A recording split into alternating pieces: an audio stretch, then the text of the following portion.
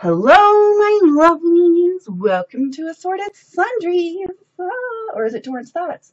No, it's Assorted Sundries. We're going to do scary movies today. Scary movies. Because it is October. I have my spiders. All of my lovely spiders that are sparkly. I do like this one in his little web. He's cool. And hoodles. Skeletons. We are ready. Any hoodles. Okay, so you guys know I've been stuck in a chair for a little while. And I went through myriad of things, watched my cop shows all over the world. My BBC shows, my Aussie shows, my Scandinavian cop shows. Thank you, Scandinavia at large, and Iceland. Really good stuff out of there. Maybe we should do an episode at some point on all the awesome cop shows that I have found lately. Anywhoodles, but that is not what we're doing today. So I went through all that stuff. Doctor shows, lawyer shows, whatever. Teeny drama. I'm done with my teen angst for now. So I was like, well, it's October. It is time to find somewhat decent horror fare, which is difficult on streaming services. I have both Netflix and Amazon Prime. But the problem in the horror genre is that many of the titles are direct to streaming. That is not to say that things that are direct to streaming are bad. Netflix has plenty of stuff that it's putting out that they made in-house or bought that was already proven. The Amazon is creating a lot of their own content too. And most of that stuff's pretty high quality, good stuff. That's not what I'm talking about. I'm talking about the really cheap little horror movies that they picked up so they'd have more titles on their services, but they're not very good. Now, I love a B horror movie. I do. There are two kinds of B horror movies. There is the so bad it's good, because everything is so incredibly terrible that it then becomes awesome. I love those sorts of movies. Those almost always become cult classics because, let's face it, but that is their redeeming quality. The other kind of B horror movie that I like is the ones where maybe the special effects aren't terrific, but they're okay. Maybe the acting isn't the greatest ever, but, you know, it's competent, it's pretty decent. But usually what happens in these is they'll have an interesting twist on one of the old stories, because let's face it, most of these stories have been told before. They'll have an interesting twist on it, a new take on it, or they came up with a really ingenious plot. That happens sometimes in the B movies. Like, it would be, can you imagine how great this movie would be if somebody gave them better actors and a bigger budget? So those are the two kinds of B horror movies that I really love. Now, the movies I'm talking about today, though, aren't B horror movies. They're good.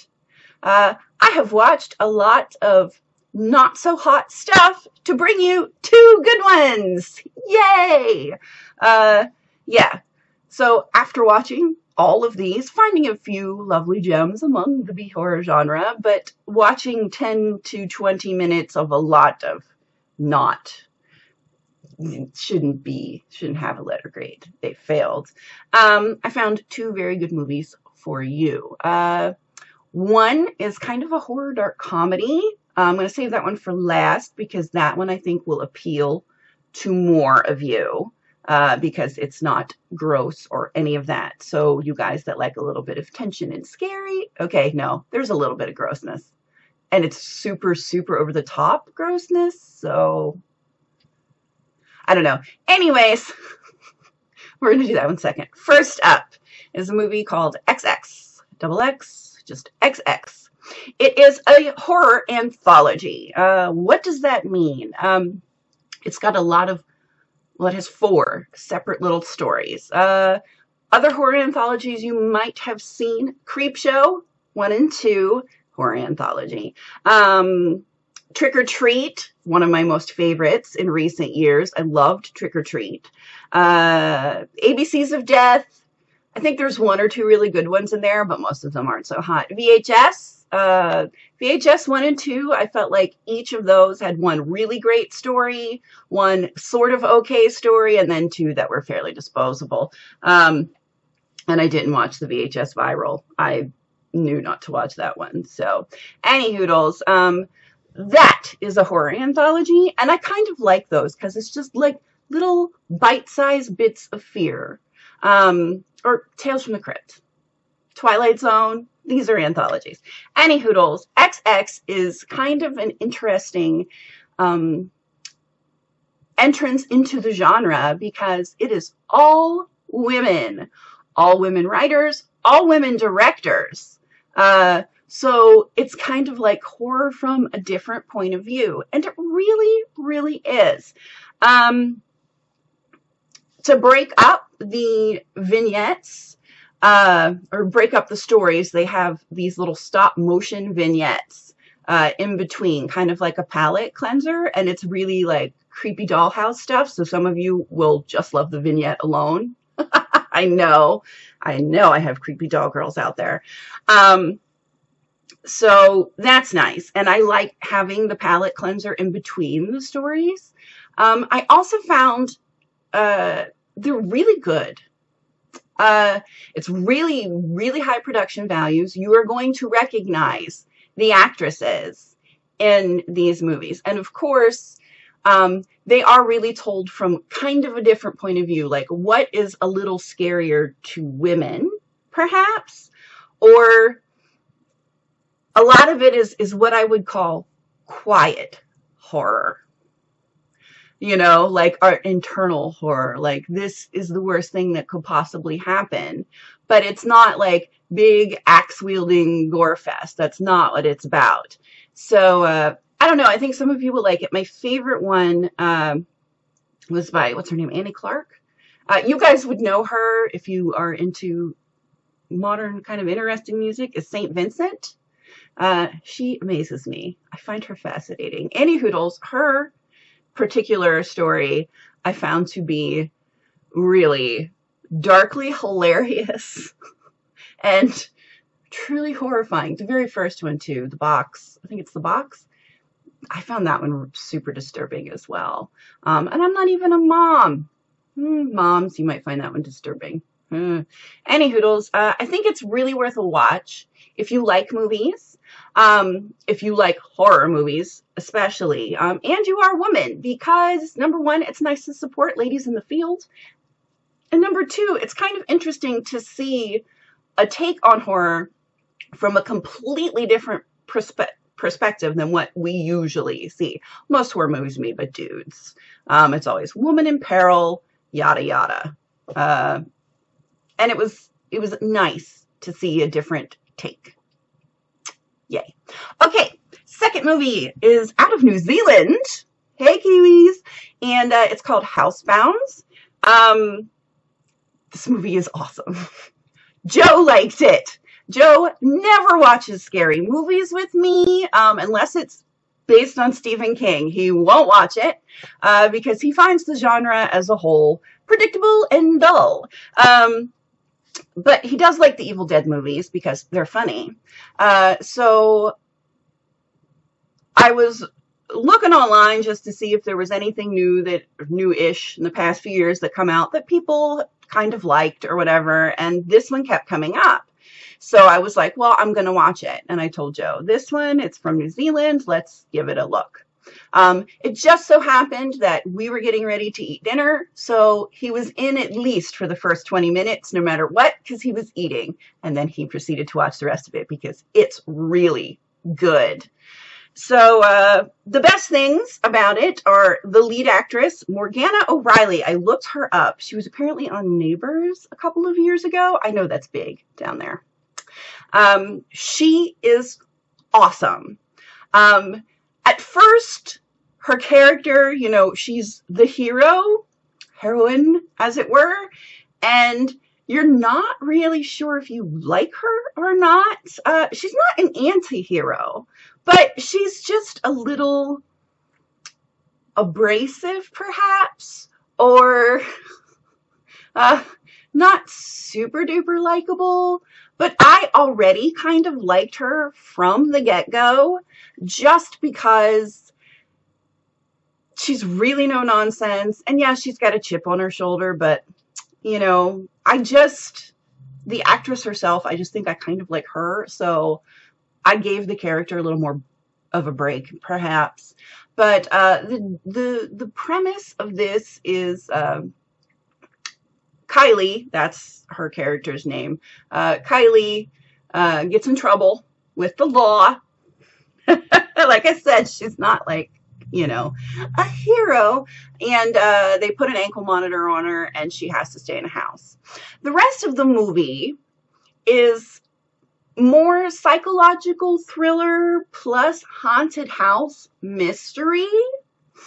And the fact that she's wearing an ankle monitor, I love, because whenever I watch one of these haunted house stories, the whole thing is leave, just leave the house, just get out of there.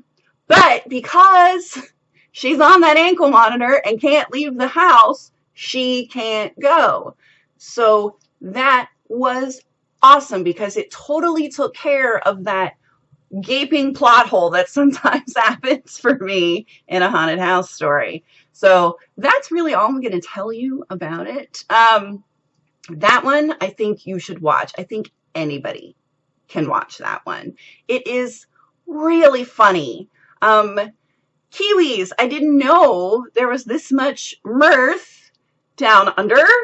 Because wouldn't New Zealand be down under? Anyways, I'm being a dork.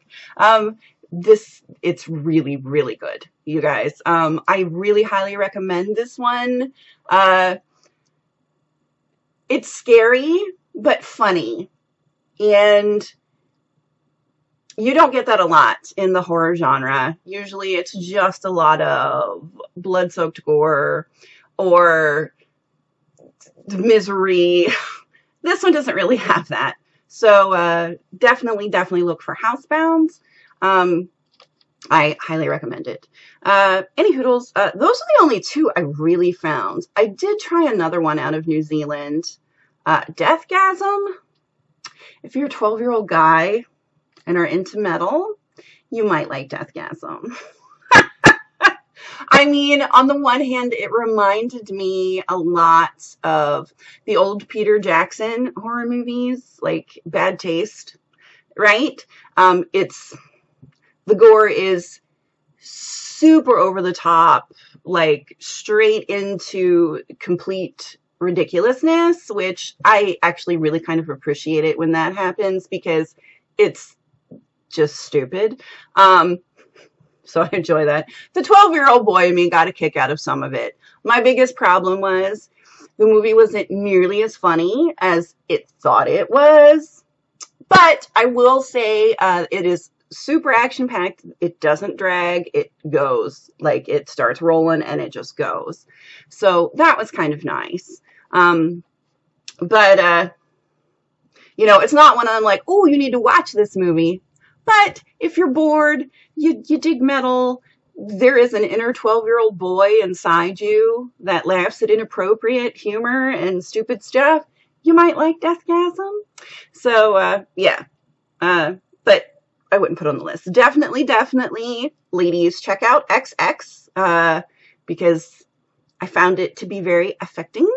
And, but totally, everybody should watch Housebound because it's just good. All right, that's it for me today. I'm off to sit my butt on the couch and take all these spiders out of my hair. Spiders. Why am I sitting on the couch? Because some idiot picked up a full laundry basket yesterday. Instead of put my clothes in it and scooting it down the hall, like I'm supposed to do because it weighs more than 5 pounds, which, yeah, I picked it up. I wasn't even thinking about it. You know, it felt so good. Wasn't even thinking about it. Picked it up. So I'm bleeding today. Just a little bit, but don't do too much too fast. It's hard, though, when you feel good. I just want to get back to normal so badly. So, oh well. Any hoodles, so I need to take a sort of easy today. Any hoodles. All right. I will see you guys on Monday. Have a great weekend. Be good at it. And yeah, have fun over the weekend. I know I will. Probably not. Maybe. Who knows? Anyways, love you guys. Bye.